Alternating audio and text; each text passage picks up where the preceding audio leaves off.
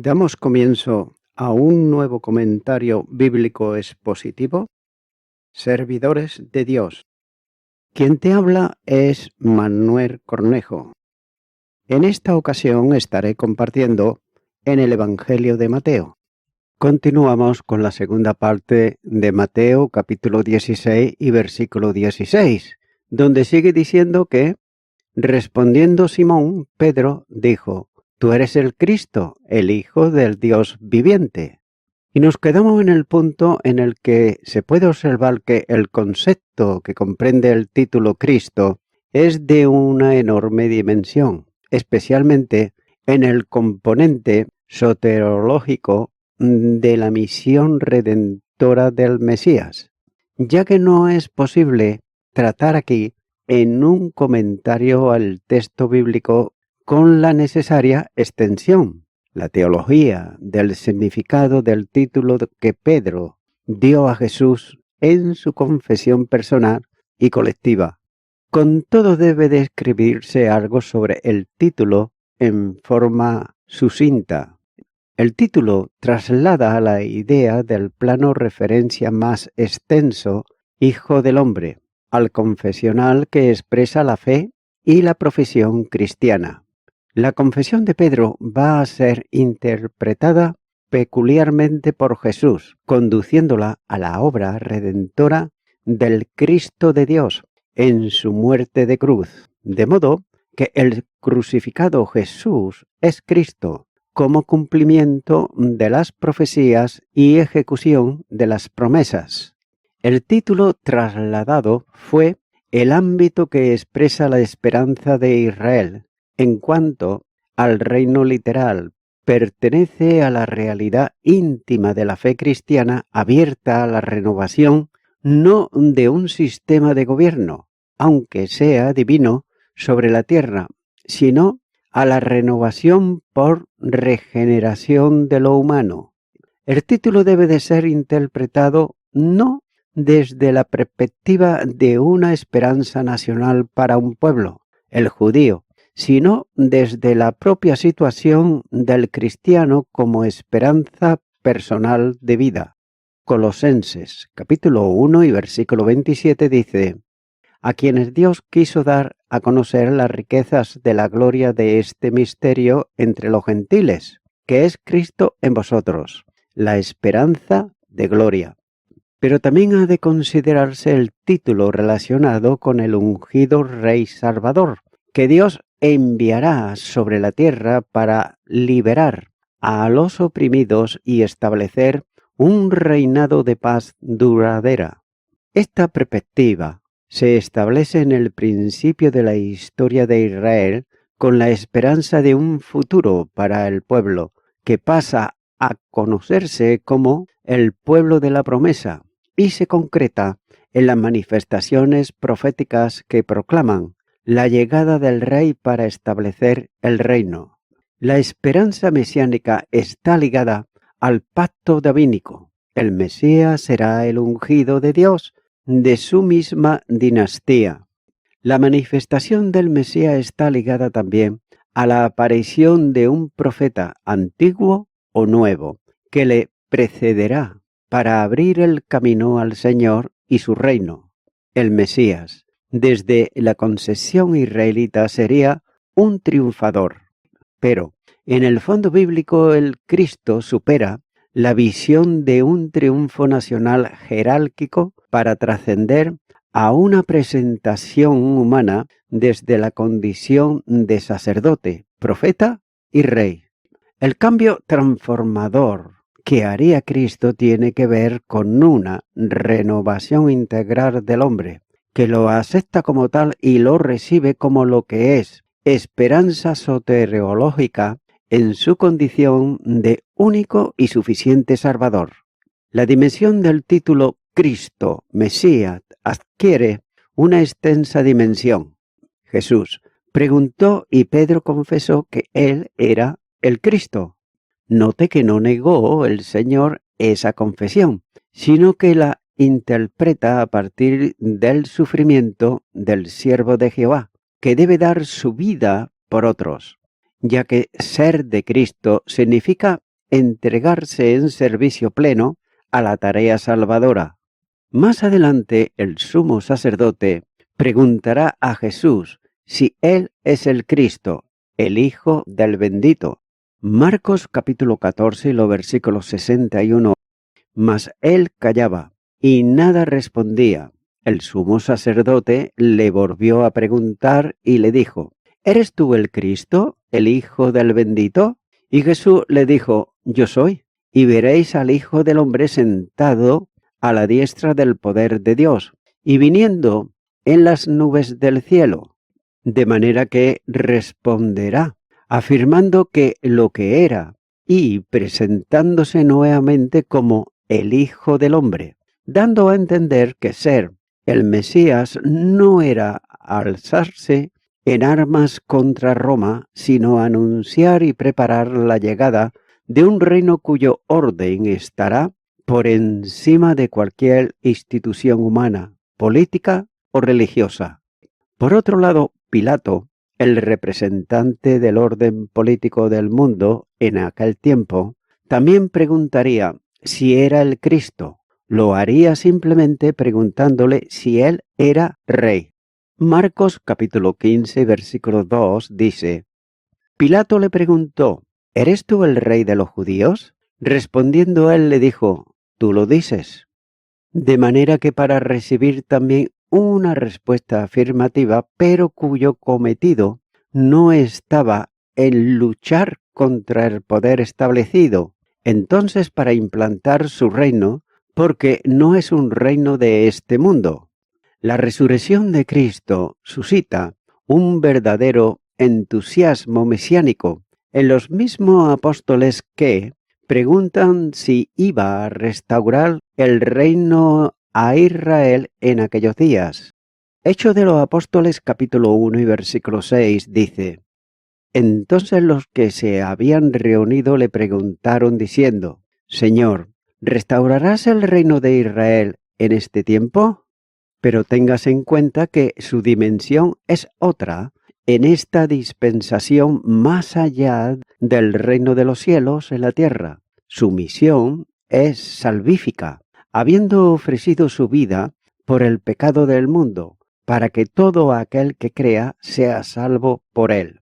El Evangelio de Juan, capítulo 3, versículos 14 al 17, bien lo pone de manifiesto cuando dice: Y como Moisés levantó la serpiente en el desierto, así es necesario que el Hijo del Hombre sea levantado, para que todo aquel que en él cree no se pierda, mas tenga vida eterna. Porque de tal manera amó Dios al mundo, que ha dado a su Hijo unigénito, para que todo aquel que en él cree no se pierda, mas tenga vida eterna. Porque no envió Dios a su Hijo al mundo para condenar al mundo, sino para que el mundo sea salvo por él. El tipo de la serpiente de bronce que Moisés levantó en el desierto se cumple en el antitipo que es Cristo, de modo que, siendo levantado para salvación, llama a todos los hombres a él mismo. Mateo capítulo 11, versículo 25 dice: En aquel tiempo, respondiendo Jesús, dijo: Te alabo, Padre, Señor del cielo y de la tierra, porque escondiste estas cosas de los sabios y de los entendidos, y las revelates a los niños. Por tanto, la confesión de Pedro está seguida al recuerdo de lo antiguo en boca de los hombres.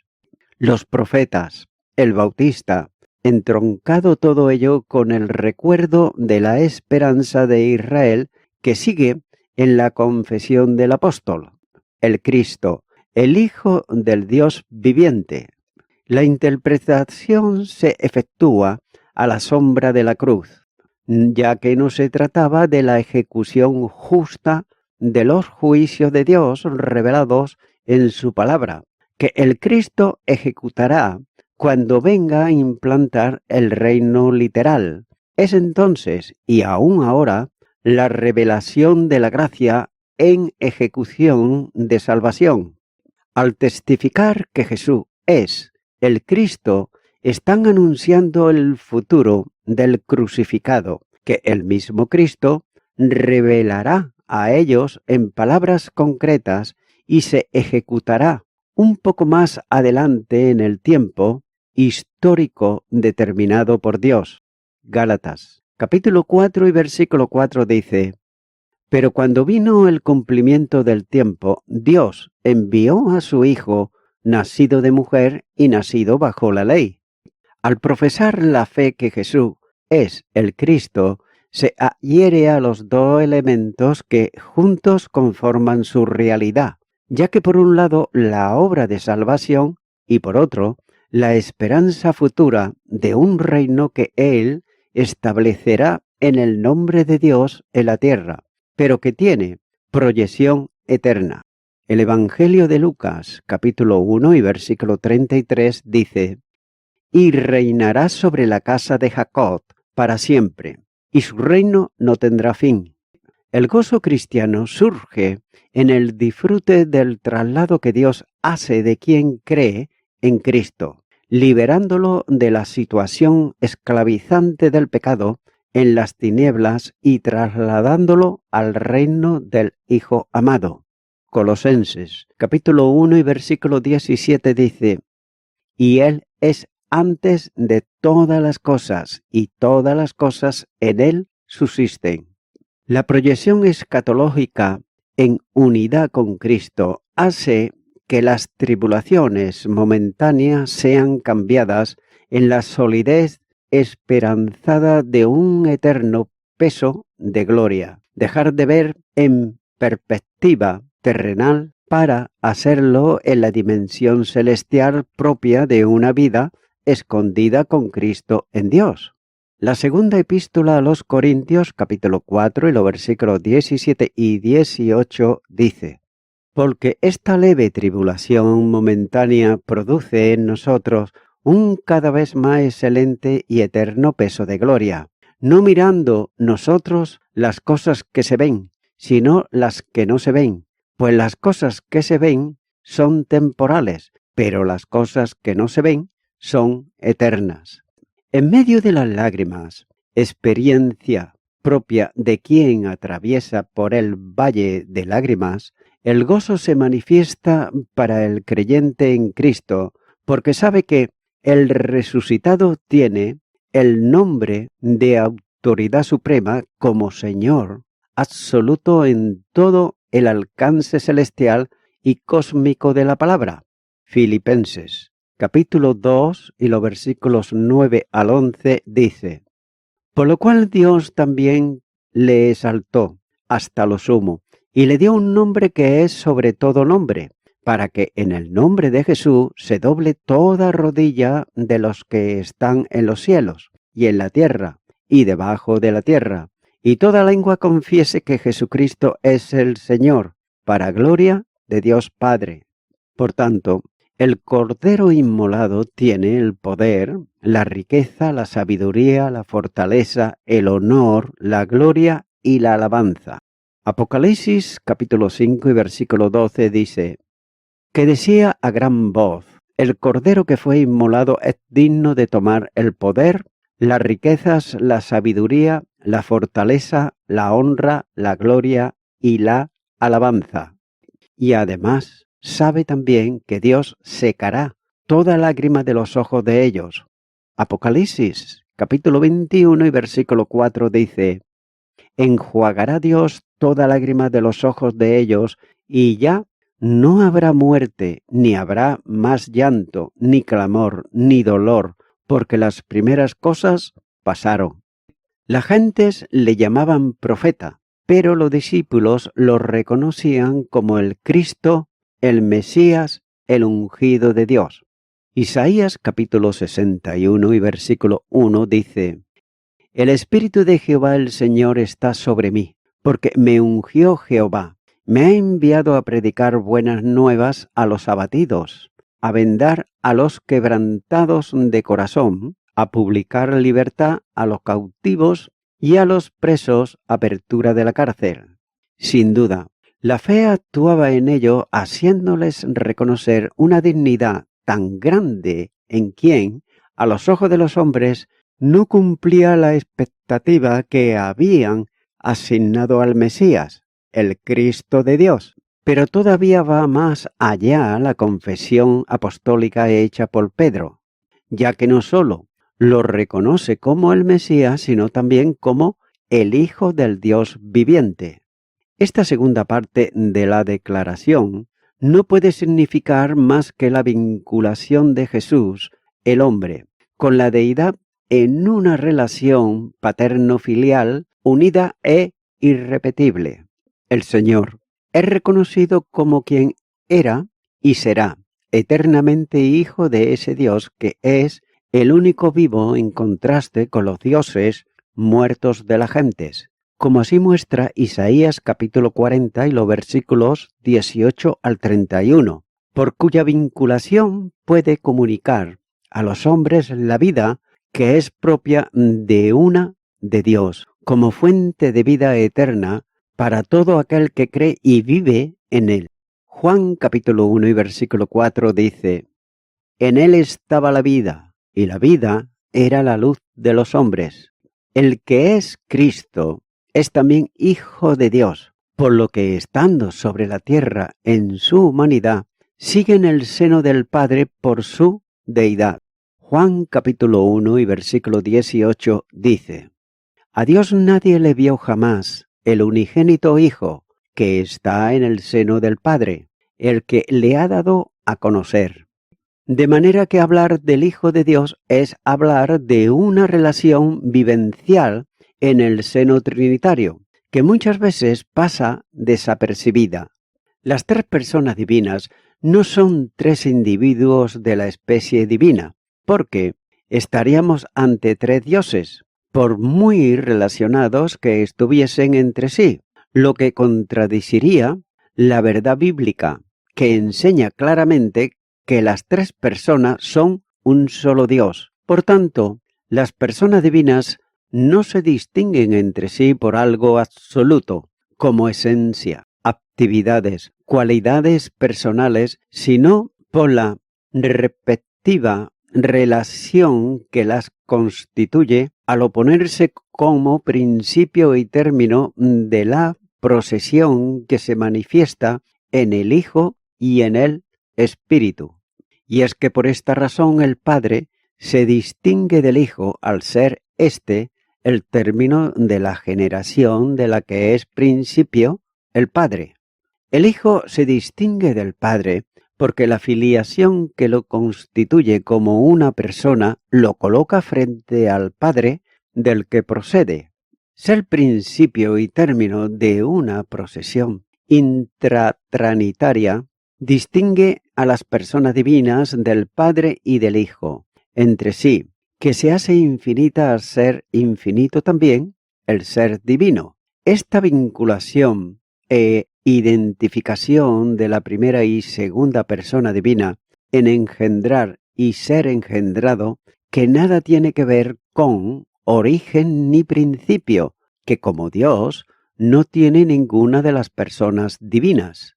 Hace que por ser eternamente Dios el Padre, lo es a su vez eternamente Dios el Hijo. El hecho de que el Padre engendre al Hijo no le da ninguna superioridad sobre él. La razón es bien sencilla, ya que el Padre debe su ser personal al acto de engendrar al Hijo, y del mismo modo el Hijo debe su ser personal al hecho de ser engendrado por el Padre. No hay pues ninguna dependencia de inferioridad o subordinación en el seno trinitario, sino una interdependencia relacional entre las personas divinas. Su vinculación está establecida en una relación de padre a hijo y viceversa, por la que el Padre no puede existir sin el Hijo, ni el Hijo sin el Padre. La primera epístola de Juan, capítulo 2 y versículo 23 dice: Todo aquel que niega al Hijo tampoco tiene al Padre. El que confiesa al Hijo tiene también al Padre. La identificación de cada una de las dos primeras personas divinas hace que el Padre no pueda ser Padre sin ser Dios y que el Hijo no pueda ser Hijo sin ser Dios. Por tanto, hay una totalidad integradora en cada persona divina, junto con una identificación personal absoluta. El Hijo es también Verbo de Dios. En su entrada como Emmanuel al mundo de los hombres es donde el Verbo se hace carne. Juan capítulo 1 y versículo 14 dice: «Y aquel Verbo fue hecho carne y habitó entre nosotros, y vimos su gloria, gloria como del unigénito del Padre, lleno de gracia y de verdad». Y también viene para expresar absolutamente a Dios. Juan capítulo 1 y versículo 18 dice: «A Dios nadie le vio jamás. El unigénito Hijo que está en el seno del Padre, Él le ha dado a conocer». Por tanto, traduciendo al Padre al lenguaje humano, no da palabra sino de vida en quien es el Hijo de Dios. Este como Hijo de Dios es la imagen del Dios invisible. Colosenses capítulo 1 y versículo 15 dice: «Él es la imagen del Dios invisible, el primogénito de toda creación».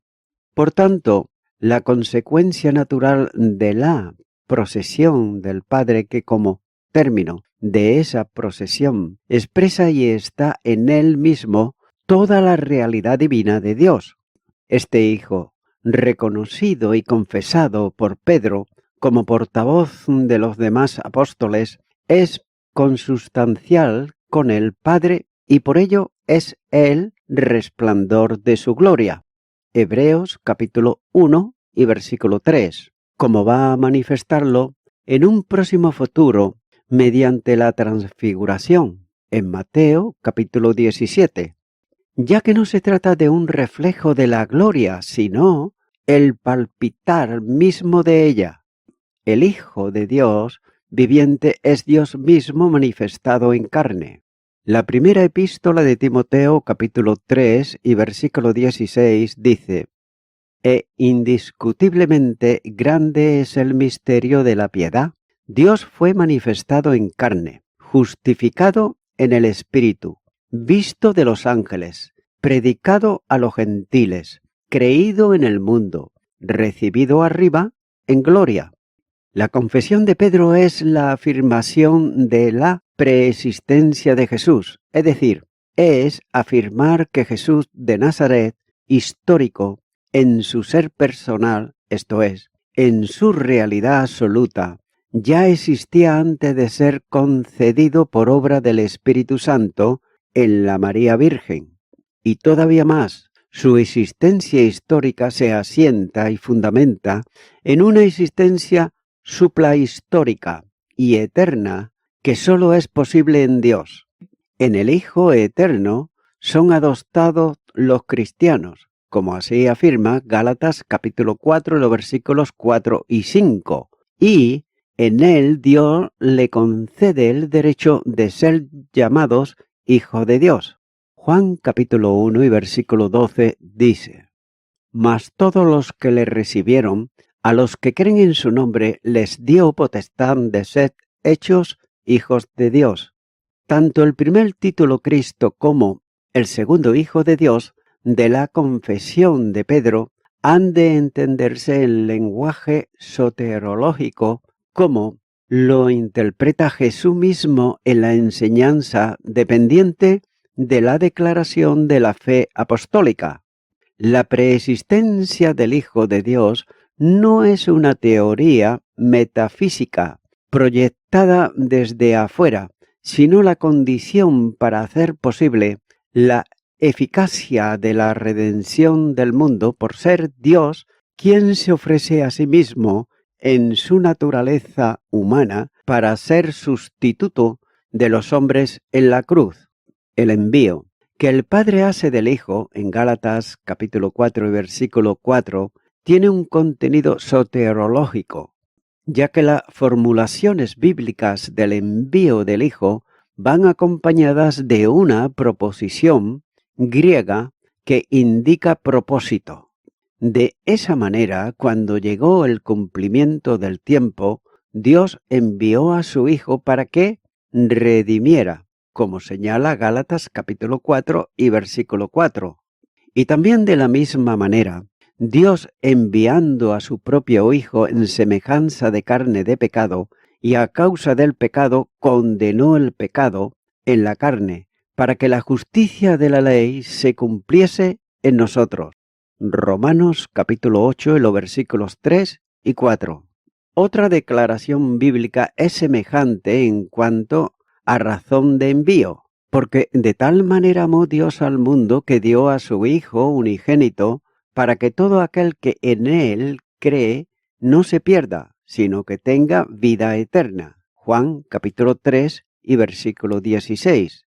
Y de la misma manera afirma otra vez Juan, el apóstol: en esto se mostró el amor de Dios para con nosotros, en que Dios envió a su Hijo unigénito al mundo para que vivamos por Él. Primera epístola de Juan, capítulo 4 y versículo 9. Se aprecia pues que, a pesar de los conceptos que había entre los judíos sobre el Mesías, el Cristo, Dios, estaba revelando a los 12 una dimensión consonante con el proyecto salvífico que Dios obraría en su Hijo y a través de él para salvación de los perdidos, manifestándose en ello la verdadera esperanza, no sólo para los judíos, sino para todos los pecadores. Cuán difícil es, incluso para cristianos eminentes, recibir grandes elogios sin olvidarse de sí mismos.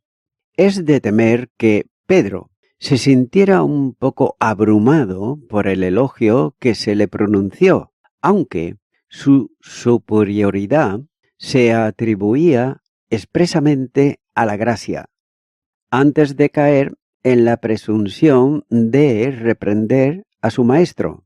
Cuán profundamente instructiva es la clara distinción que Cristo establece aquí entre las cosas de Dios y la de los hombres, y cuán severa la reprimenda dirigida a Pedro por juzgar unas con la vara de medir las otras. Si las cosas de Dios están ocultas a los sabios y prudentes, como así muestra Mateo capítulo 11 y versículo 25. Entonces, podemos extrañarnos de que, cuando los propios hijos de Dios se valen de la sabiduría y la prudencia del mundo para medir sus caminos, se equivoquen y se opongan a ellos.